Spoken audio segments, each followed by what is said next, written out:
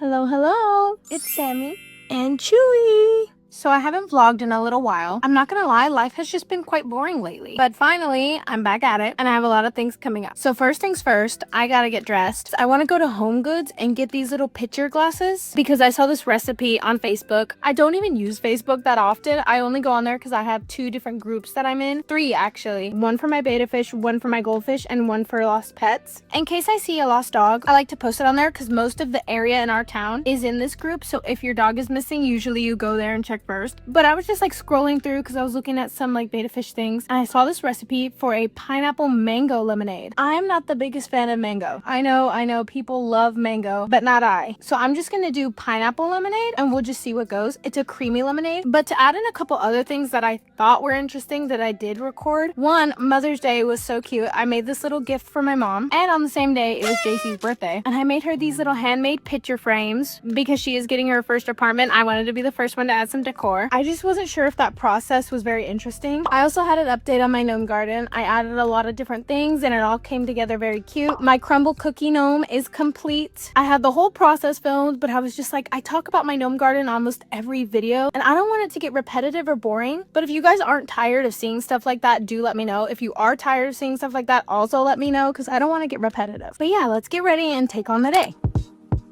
So we made it to Home Goods. Now to find these pictures. I found this giant lobster toy for $13. I have to take it with me for the dogs. So I see a couple pictures up here, but they're not the ones with the lids like I'm looking for. So I didn't find the exact ones I was looking for, but I found these. They're plastic. So we'll give these a try. The cashier was so nice. She was asking me what kind of dogs I have because she saw that I got the lobster. And I was like, oh, I was like a pit lab mix and Australian shepherd. Pretty big dogs. And then she goes, I have 2 Dobermans. And I'm like, oh, really big dogs. But she was really nice. Do you like your lobster? He's not sure what he thinks about the lobster yet. But these are the 2 pictures I ended up with. They are... Hold on, the truck needs my seatbelt on. Anyway, I ended up with 2 plastic pitchers, but they're reusable, so I guess it's okay. I really should have bought the one that I saw when I went a couple months ago, because I guess Home Goods is really unpredictable. They never have the same thing twice. But I got a big one and then a smaller one, so I think they'll work. Their spouts are pretty nice, so I think it'll be okay. I also got me a giant bag of kettle corn. I love kettle corn, especially from like the fairs and carnivals that we have here. But I don't know if it's gonna taste the same, so it's time for a kettle corn review. Oh, it smells good. It's fucking scrumptious. Oh, oops. It's scrumptious. Very underwhelming though, because this is the size of the bag. That is how much popcorn is in the bag. Why make such a large bag full of air? I don't know, I feel like that's something that people have been talking about for a long time. Why make such a large bag and only fill it halfway? I don't know if there's like a reason for that, but like fill the bag all the way up. What's for the excess air? So we just finished picking up groceries. I gotta go home and cook. But the tomatoes they gave us are delicious. I already took a bite of them. I love to eat whole tomatoes raw. They are my favorite vegetable. I know a lot of people like just hate tomatoes in general or they don't eat them raw, but I love them. I remember when I was a little younger, my like younger cousins would be like, I want an apple, because they thought that I was always eating an apple. Nope, a tomato. I love them so much and I will eat them raw till the day I die.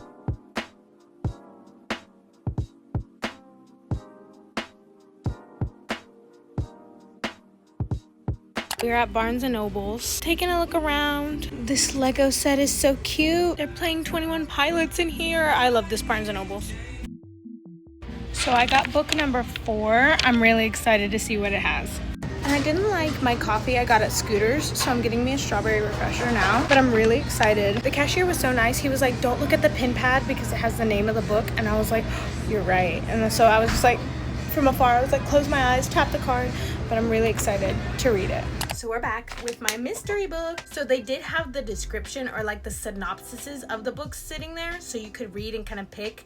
There was numbers 1 through 6, I think. I picked number 4, which says, a winding journey across continents taken by people chasing a feeling rather than a destination. Sun-bleached roads, border crossings that blur together, and a string of chance encounters that shaped the travelers more than any landmark ever could. Non-fiction. Now, there's 2 different things I'm thinking about this book. One, I love the idea of like, you know, road trip kind of books and like feelings over like reality and like things going on with that. The first book I ever read that kind of gave me that vibe was when I was in middle school, and it was called We Were Liars. Let me grab it. I actually liked it so much I went and got me my own copy. Of the books I read, especially when they're like rentals in school that I really love, I like to go get my own copies. And I know that there's a sequel to this, or like a prequel technically, and it's Family of Liars. I never got around to reading that one. But some of my favorite stories and books came from when I was in middle school. My favorite book of all time is Fahrenheit 451. Everybody hated on me for loving this book, but it is my favorite book ever. Ray Bradbury is a genius. I also have the original copy, both paper. Not like the original copy, but like the original cover. This cover, this was the first version of it I got because we actually had to get our own versions of the book. It's got the movie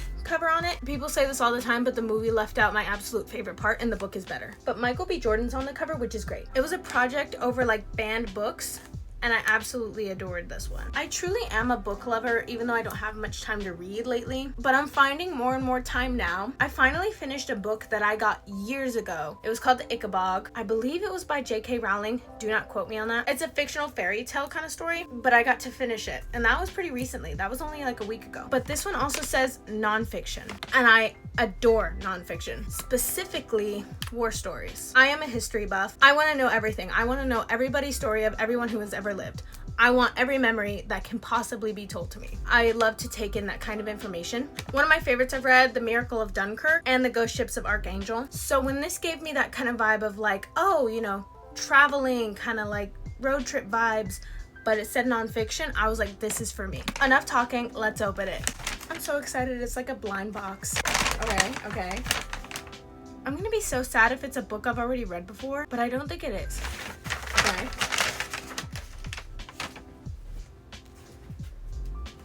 Rick Steves on the Hippie Trail.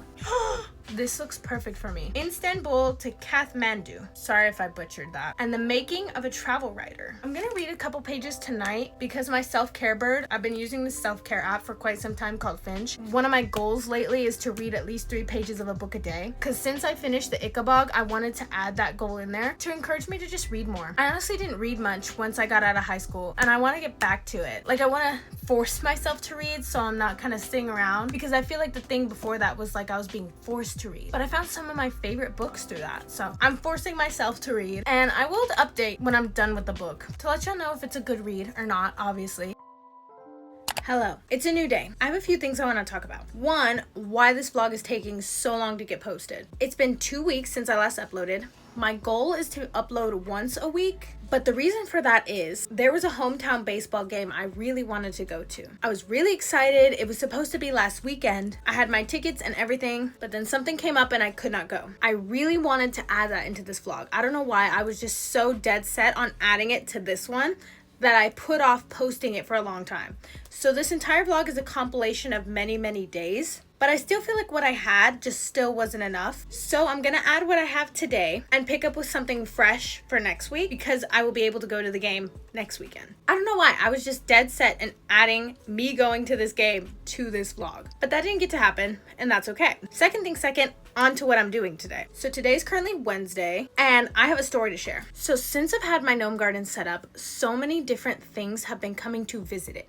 Squirrels, birds, and the squirrels are so cute. I got a really bad quality picture from my window because I was like, hurry, take it. But squirrels have been visiting my gnome garden, as well as this one specific bird who I've seen for multiple days in a row now come down and pick up sticks either out of the gnome garden or just out of our yard and fly them up into the tree. So I'm assuming she's a mama bird and she's got a nest somewhere up there. Today, it was a really rainy day, but early in the morning before the rain started, she was back out there picking at the ground again.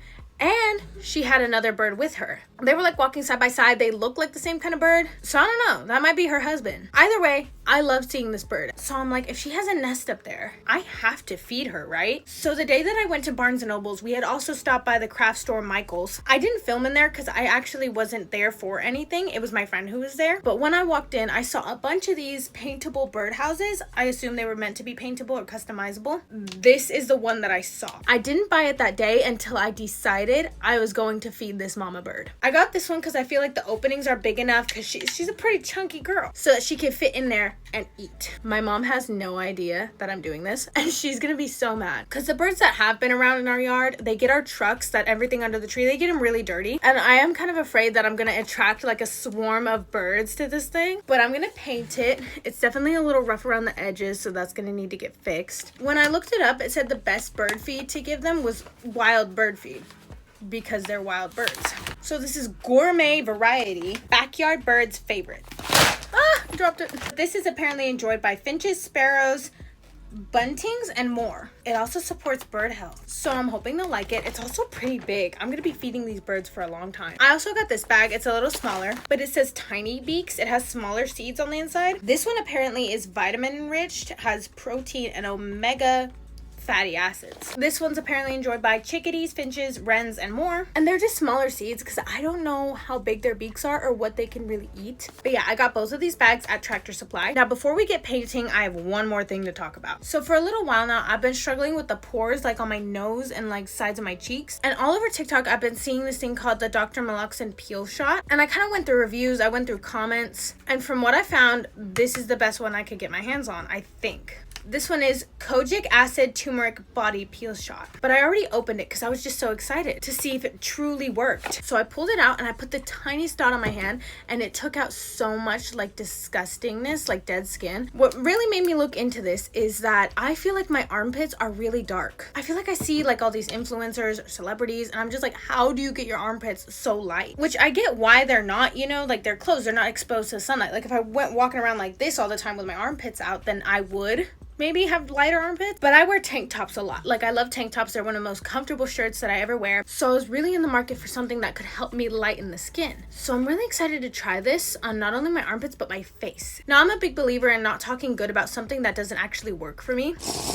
So if this truly doesn't work, I'll let y'all know. But if it does, I'll also let y'all know. I think it was I want to say anywhere from $40 to $60. I'll put it right here. I got it at Ulta Beauty, but I have not tried it on my face yet because I still have like lipstick and everything on. So I want to like wash my face and then try this and see how it works. I think I'll give it like, you know, maybe 3 weeks to really see if I see results, because I don't want to be using it too often. But I will get back to y'all on this and let y'all know if this is a real product, because I know there's a lot of fake promotions out there. I have fallen for some. You see this product that says it's gonna work wonders, and when it doesn't, it's just disappointing. So I'm gonna test this out and I'll keep you all updated. But aside from that, I'm gonna change into a less important shirt and we'll start painting the birdhouse. I got me some new paintbrushes for this project because I cannot take care of paintbrushes. These brushes that are sitting in these cups here were sitting in cups of water waiting to get washed.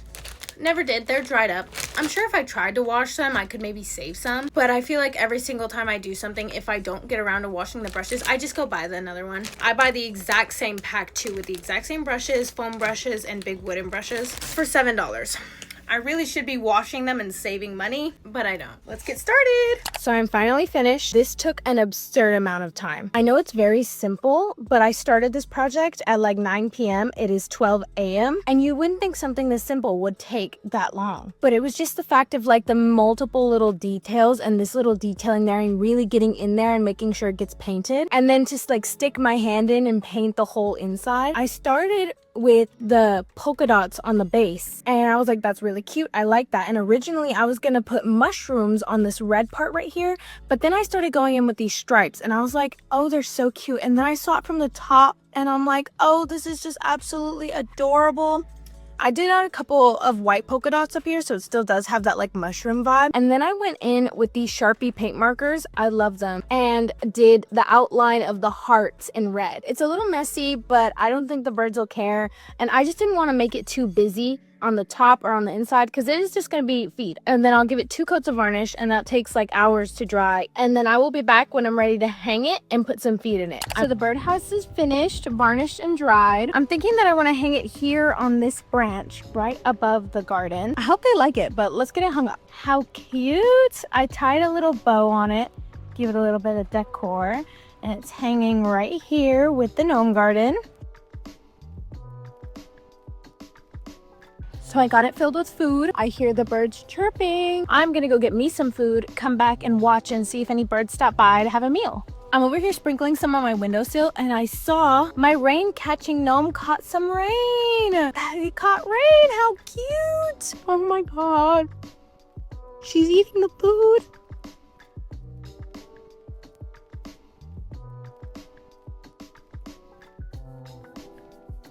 Okay, so it is the next day, and like all morning and afternoon, I've been seeing birds come and go. There's also these really tiny birds that are coming and like eating from the garden. They haven't quite figured out the bird feeder yet, but they are eating off the ground. But they've been down here all day munching. I fear them. It's so funny watching them walk around. The last bird I showed, like the big bird, she was like walking all behind the houses. So I think I'm gonna put some more out of there onto the ground. I think they really like the feed I'm getting them. They better. The bag said it was gourmet. Anyways, I'll keep updating about the birds coming probably on my Instagram story. But that is going to be all. Thank you guys for sticking with me. And I will see you all again next week. Bye-bye.